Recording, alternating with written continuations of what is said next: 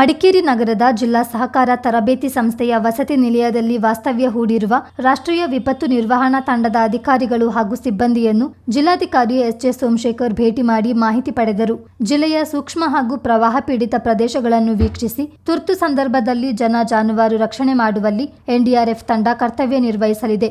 ಬೆಂಗಳೂರಿನ regional response centre 10ನೇ ಬೆಟಾಲಿಯನ್ನ ಇನ್ಸ್ಪೆಕ್ಟರ್ ರಾಮ್ ಬಜ್ ನೇತೃತ್ವದಲ್ಲಿ ಎನ್ಡಿಆರ್ಎಫ್ ತಂಡ ಆಗಮಿಸಿದ್ದು, ಬೋಟ್ಗಳು, ಮರ ಕತ್ತರಿಸುವ ಯಂತ್ರ, ರಾಫ್ಟ್, ಹಗ್ಗ, ಟೆಂಟ್, ಜೀವರಕ್ಷಕ jacket, search light, oxygen generator, ಜೀವರಕ್ಷಕ ಔಷಧಗಳ ಸಿಗ್ನಲ್ ಯೂನಿಟ್ಗಳು ಹೀಗೆ ರಕ್ಷಣಾ ಪರಿಕರಗಳ ಜೊತೆ ಎನ್ಡಿಆರ್ಎಫ್ ತಂಡ ಜಿಲ್ಲೆಯಲ್ಲಿ ವಾಸ್ತವ್ಯ ಹೂಡಿದೆ. ಈಗಾಗಲೇ ಮುಂಗಾರು ಆರಂಭವಾಗಿದ್ದು ಸಾಧಾರಣ ಮಳೆಯಾಗ್ತಿದೆ.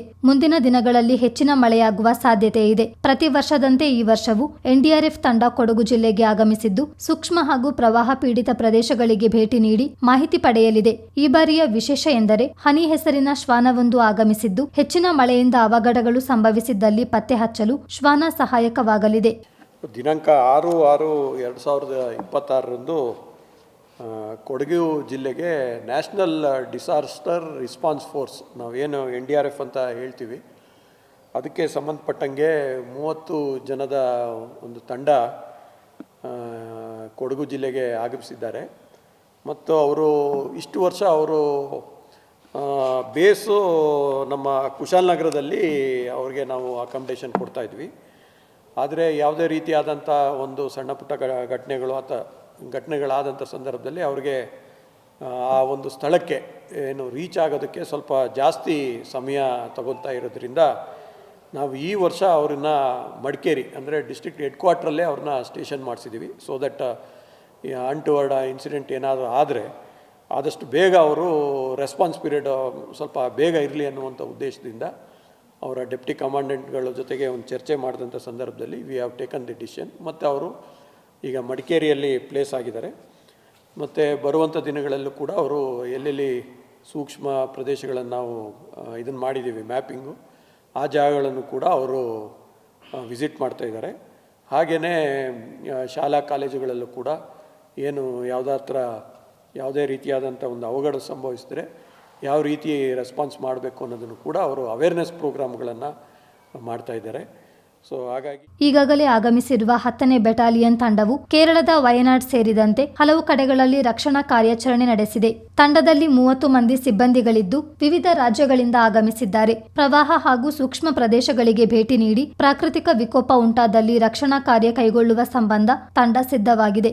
ಸರ್, ನಾವು ಬಂದಿರುವಂಥದ್ದು 10th ಬೆಟಾಲಿಯನ್ NDRF ಇಂದ, ನ್ಯಾಷನಲ್ ಡಿಸಾಸ್ಟರ್ ರೆಸ್ಪಾನ್ಸ್ ಫೋರ್ಸಿಂದ ಒಂದು ಟೀಮ್ ಬಂದು ಬೆಂಗಳೂರಲ್ಲಿ ಲೊಕೇಟ್ ಆಗಿರ್ತಕ್ಕಂಥದ್ದು. ನಾವು ಪ್ರೀ ಮಾನ್ಸೂನ್ ಇದರಿಂದ ಬಂದು ಡೆಪ್ಲಾಯ್ ಆಗಿರ್ತಕ್ಕಂಥದ್ದು.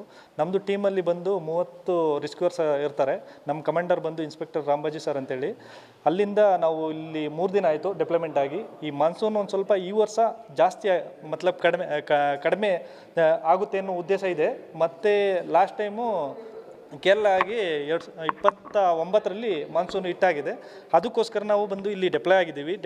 ಆಗಿರೋ ಉದ್ದೇಶ ಏನಂತಂದರೆ, ನಾವು ಅಲ್ಲಿಂದ ಬೆಂಗಳೂರಿಂದ ರೆಸ್ಪಾನ್ಸ್ ಮಾಡೋಕ್ಕಾಗಲ್ಲ ಅನ್ನೋ ಉದ್ದೇಶಕ್ಕೆ ಇಲ್ಲಿ ಡೆಪ್ಲಾಯ್ ಆಗ್ತೀವಿ. ಮಾನ್ಸೂನ್ 3 ತಿಂಗಳು ಇಲ್ಲ 4 ತಿಂಗಳು ಎಲ್ಲಿ ಗಂಟೆ ಇರುತ್ತೆ ಅಲ್ಲಿವರೆಗೂ ನಾವು ಇಲ್ಲೇ ಡೆಪ್ಲಾಯ್ ಆಗಿರ್ತೀವಿ. ಯಾವುದೇ ಕ್ವಿಕ್ ರೆಸ್ಪಾನ್ಸ್ಗೋಸ್ಕರ ನಾವು ಇಲ್ಲಿ ಡೆಪ್ಲಾಯ್ ಆಗಿರ್ತಕ್ಕಂಥದ್ದು. ನಮ್ಮಲ್ಲಿ ಒಂದು 6 ತಿಂಗಳದ ಒಂದು ಕಠಿಣ ಟ್ರೈನಿಂಗನ್ನು ಇರುತ್ತೆ. ಅದರ ಜೊತೆ ಸ್ಪೆಷಲ್ ಟ್ರೈನಿಂಗ್ ಇರುತ್ತೆ. ಮತ್ತು ಅದರದ್ದು ಬಂದು ನಮ್ಮಲ್ಲಿ ಕೆಮಿಕಲ್ ಮತ್ತು ಬಯೋಲಾಜಿಕಲ್, ರೇಡಿಯೋಲಾಜಿಕಲ್ ಮತ್ತು ನ್ಯೂಕ್ಲಿಯರ್ಕ ಒಂದು ಎಕ್ವಿಪ್ಮೆಂಟ್ಸ್ಗಳನ್ನ ಯೂಸ್ ಮಾಡ್ತೀವಿ. ಮತ್ತು ಅದ್ರ ಇನ್ನೊಂದು ಬಂದು ಕೊಲಾಪ್ಸ್ ಬಿಲ್ಡಿಂಗ್ ಕೊಲಾಪ್ಸ್ ಆದರೆ ಮತ್ತು ಗುಡ್ಡ ಪ್ರದೇಶಗಳು ಕುಸಿತ ಆದರೆ ಅಲ್ಲಿ ರಿಸ್ಕ್ಯೂ ಮಾಡುವಂಥ ಎಕ್ವಿಪ್ಮೆಂಟ್ಗಳನ್ನ ಇಟ್ಕೊಂಡಿದ್ದೀವಿ. ಮತ್ತು ಇನ್ನೊಂದು ಅಂತಂದರೆ ಮೇನ್ ಇಂಟೆನ್ಷನ್ ಏನಂತಂದರೆ, ಕೊಡಗು ಜಿಲ್ಲೆಯಲ್ಲಿ ಪ್ರವಾಹದ ಜಾಸ್ತಿ ಇಂಟೆನ್ಷನ್ ಇರುತ್ತೆ. ನಾನ್ ಸ್ಲೈಡ್ ಆಗ್ಬೋದು, ಬೆಟ್ಟ ಕುಸಿತ ಆಗ್ಬೋದು, ಮತ್ತು ಪ್ರವಾಹದ ಭೀತಿ ಜಾಸ್ತಿ ಇರೋದ್ರಿಂದ ಅಲ್ಲಿಗೆ ಏನೇನು ಬೇಕು, ಏನೇನು ಟ್ರೆಂಡಿಗೆ ಬೇಕು ಆ ಥರ ಎಕ್ವಿಪ್ಮೆಂಟ್ಗಳನ್ನ ತಂದಿದ್ದೀವಿ.